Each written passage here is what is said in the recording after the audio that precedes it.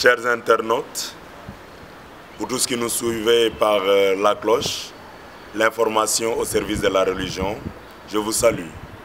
Je demande au Seigneur de répandre sur chacune de vos personnes ses multiples grâces et bienfaits tout au long de votre vie. Je m'appelle Abbé Vivien Nadiak. Je suis vicaire en la paroisse Notre-Dame des Anges de Ouakam, paroisse que j'ai retrouvée après un séjour en la paroisse Immaculée Conception de Palmarin, mon premier service pastoral. J'ai été ordonné prêtre en juillet 2011. Je suis donc à ma 7e année de sacerdoce. Je vous salue et je demande encore une fois au Seigneur de vous bénir.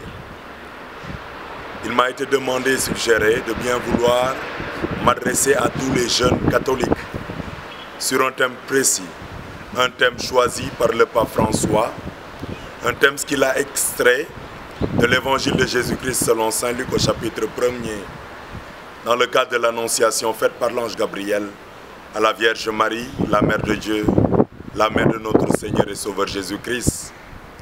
L'ange s'approche de la Vierge Marie en la saluant, en disant « Réjouis-toi Vierge Marie, comblée de grâce, Seigneur est avec toi ».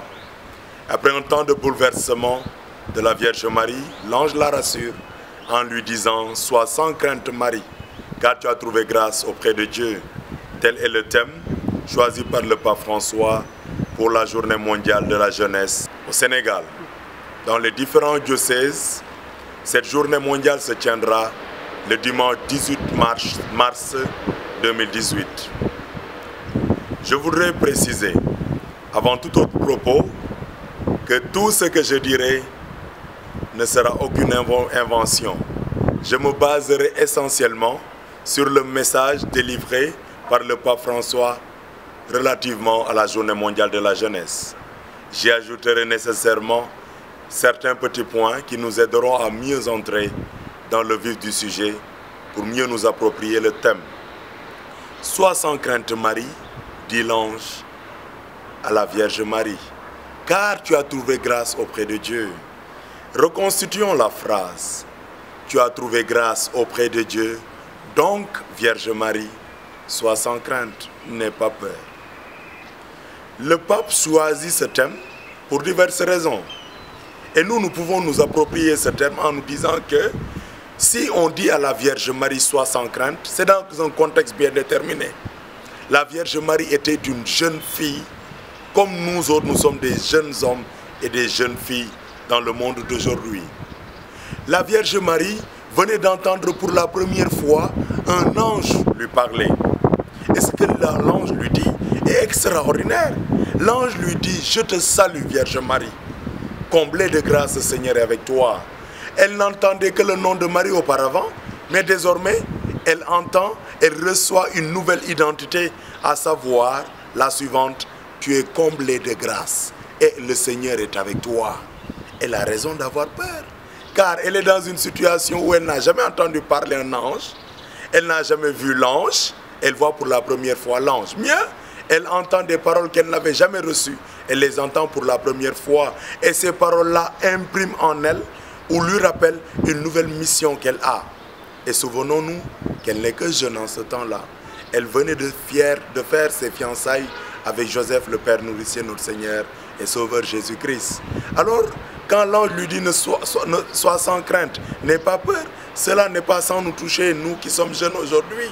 Et le pape a raison de nous le dire, de choisir ce thème-là dans un monde où nous nous trouvons, lequel monde qui connaît des difficultés atroces à cause de l'ampleur du mal, comme le pape le dit d'ailleurs dans le message du carême. À cause de l'ampleur du mal, la charité de la plupart va se refroidir ou se refroidira. Pour une raison quelconque, le pape s'adresse à toi en te disant, toi jeune, sois sans crainte. Et nous jeunes, nous devons comprendre aujourd'hui, et c'est important à dire, nous devons comprendre que la peur fait partie de la vie de l'homme.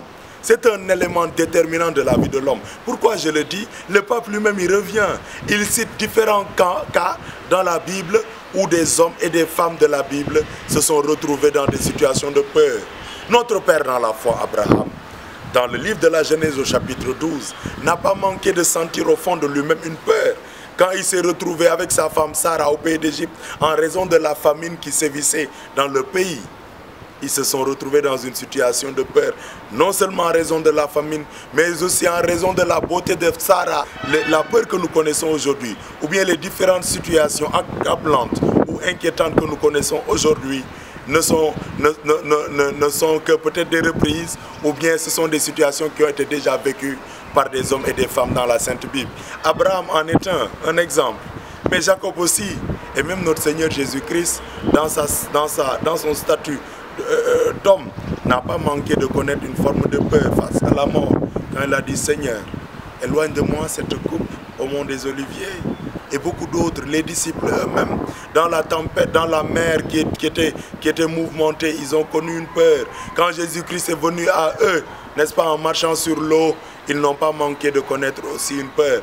Alors à toi, jeune, quand le pape te dit, par les propos de l'ange à la Vierge Marie, sois sans crainte, il veut aussi te faire comprendre que si tu as peur, c'est tout à fait normal dans ta vie.